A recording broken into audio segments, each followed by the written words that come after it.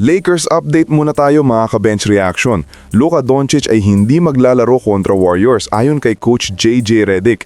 Pero good news, nakuha ng Lakers ang kanilang unang panalo ngayong preseason laban sa Golden State, 126-116.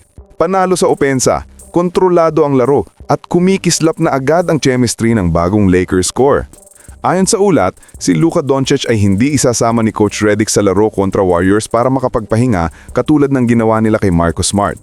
Plano ng Lakers na ipalaro si Luka sa dalawa sa huling 3 preseason games matapos ang linggo bilang bahagi ng maingat na load management bago magsimula ang regular season.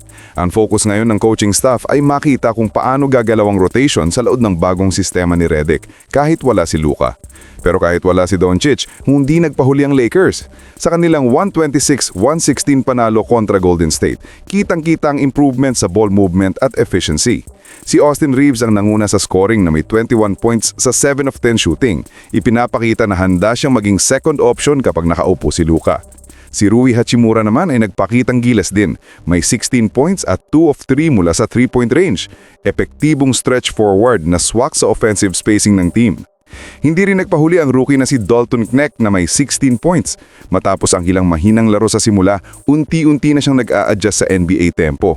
Nagpapakita ng confidence at mas consistent shooting. Si DeAndre Ayton naman ay solid bilang bagong anchor ng depensa. May 14 points sa 6 of 8 shooting, 8 rebounds, 5 assists at 2 steals. Eksaktong contribution na inaasahan ng Lakers mula sa kanya bilang starting center. Si Gabe Vincent ay nakadagdag ng 13 points at 2 steals, habang si Jake LaRavia ay nagpakita rin ng versatility, 11 points, 5 assists at 4 rebounds kahit medyo sablay pa sa shooting. Sa kabuuan, maayos ang ball sharing ng Lakers, mabilis ang transition offense at mukhang komportable na ang lahat sa bagong sistema ni Redick na nakasentro sa spacing, tempo at decision making.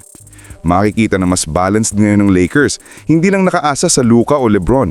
Ang ball movement ay dumadaan sa lahat ng posisyon at malinaw na sinusubukan ni Redick na alisin ang isolation-heavy playstyle na madalas naging problema ng team sa nakaraang seasons. Next up para sa Lakers ay laban kontra Phoenix Suns sa Martes, isa pang pagkakataon para i-test ang rotation bago magsimula ang tunay na laban. Ang panalong ito, kahit preseason lang, ay malaking indikasyon ng direksyon na gustong tahakin ni JJ Redick. Controlled offense, high IQ plays at mas maagang rhythm sa chemistry. Ang pagkapahinga kay Luka ay matalinong hakbang, hindi kailangan ipilit ang superstar sa preseason. Mas mahalaga ang development ng bench at role players. Si Reeves at Rui ay mukhang handa ng maging consistent contributors habang si Knecht ay posibleng maging X-factor off the bench. Kung magtutuloy-tuloy ang ganitong sistema, maganda ang hinaharap ng Lakers ngayong season. I-comment nyo na lang po sa ibaba ang inyong opinyon at huwag kalimutang mag-subscribe sa aking channel. Maraming salamat po!